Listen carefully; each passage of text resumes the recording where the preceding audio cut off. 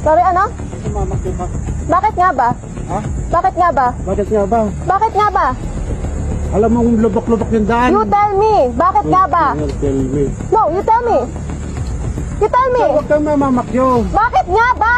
You tell me. Ginagit-git. Well, haharapin natin talaga. Ganun yun. To grow is to be accountable. Earlier, di po namin naabutan si Kuya Jimmy Pascual sa bahay niya at sa work niya to personally apologize.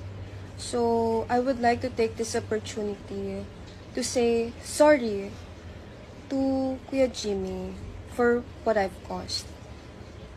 And, of course, as well as to those people who got dragged into the issue, sorry din po sa citizen of Zambales, the riding community, especially the off-road community.